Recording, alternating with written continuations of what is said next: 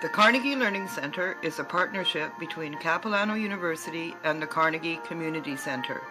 For the past 6 months, we have been looking at the issue of memory with our senior language and computer learners. We have engaged our tutors as researchers and creative agents on this project. We are all looking at how memory works, what is especially helpful to senior brains, and what we can change in our daily teaching practice to help make memory stick. Here are some of the things we discovered. Canada's senior population is among the fastest growing in the world, yet the increasing demands of everyday life put older Canadians at a disadvantage. Whether born in Canada or other countries, today's seniors grew up in a very different world. For many, their schooling was cut short by poverty, war, the Depression. Told us about an elder who said this: "I've gone from trapline to online." Just imagine the changes that people have adapted to. Our senior learners come with significant life experience and perspective. They are motivated and know the importance of dwindling time and opportunity. They have collective areas of interest: family, health, feelings and emotions about life, world issues, people and biographies, curiosity about the changing world, as well as individual interests. Memory is the ability to store, retain, and recall. You have both short-term and long-term memory. When you keep information in your head momentarily, you are using your short-term or working memory. Doing mental arithmetic or remembering a telephone number long enough to dial it are good examples. In long-term memory, the information from short-term memory is transferred to a small part of the brain called the hippocampus, where encoding occurs. This process can occur consciously, as when you are trying to learn something, or unconsciously, depending on the circumstances. Sensory memory takes the information provided by the senses and retains it accurately but very briefly. It includes sights, sounds, smells, and tastes.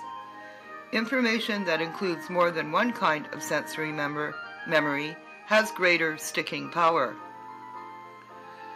We pay attention to things that involve emotion and meaning. Anything that captures learners' attention and gets their minds engaged has the potential to produce learning. If there is no attention and no engagement, there will be no learning.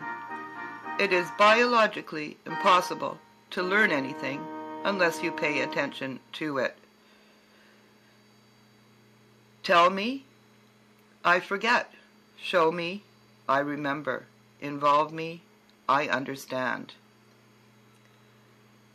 A relaxed brain functions more efficiently than a scared brain.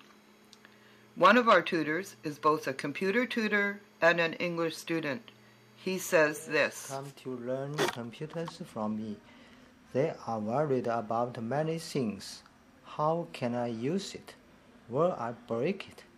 Can I grasp what my teacher tells me? I take the time to talk to my students to make them less tense. I try to make it interesting and relaxed. I keep the pace very slow and very detailed.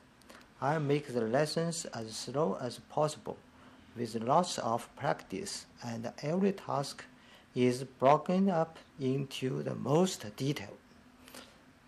I explain every step, every button they have to hit. I write down these steps for them so they can practice and review." Physical exercise and oxygen flow.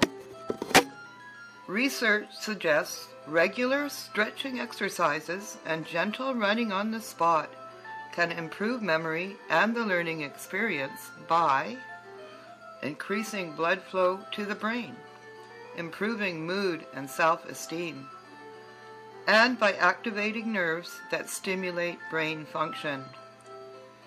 We decided to break up our tutor sessions with stretches and movement. This energized everyone. The teaching philosophy we use at Carnegie is learner-centered. We try to make learning useful and engaging. Memory work is not high on the list. But we discovered that rote learning, or memory work, is terrific for building memory muscles.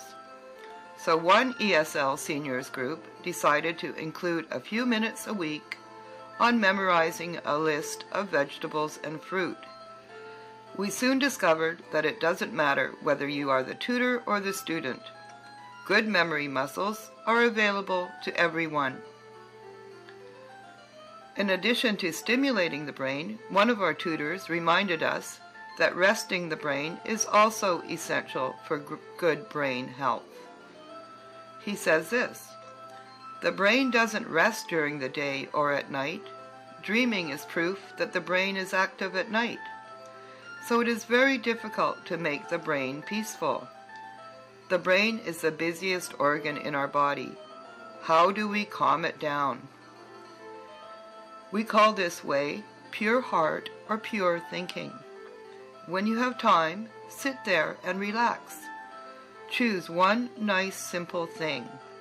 Think about it for half an hour or an hour. The longer the better. Can be impaired by depression, a condition which is often undiagnosed and untreated in the elderly. Friendship, social contact, meaningful learning, and laughter are antidotes to isolation. A sense of belonging will reduce anxiety and help seniors to make progress." So, do we actually teach seniors differently? At Carnegie, we knew we wanted to do better. As part of our research, we contacted community agencies which teach seniors a variety of new skills. Computers and line dancing are just a few examples.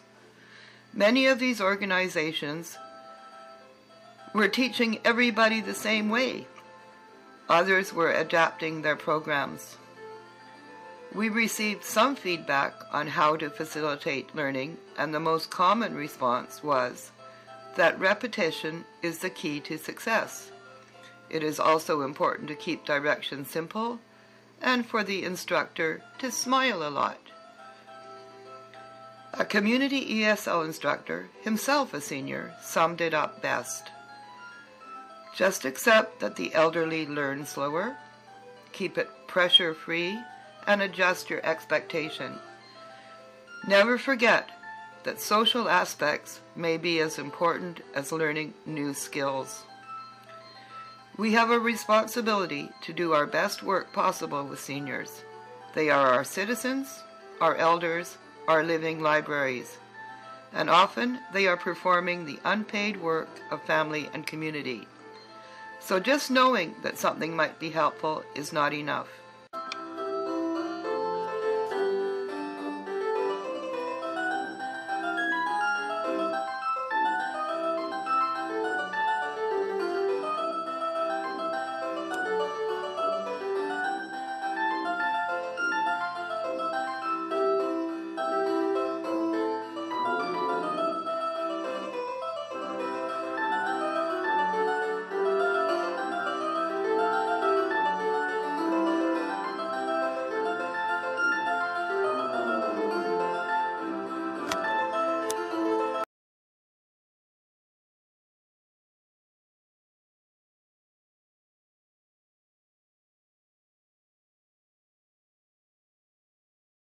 Making sure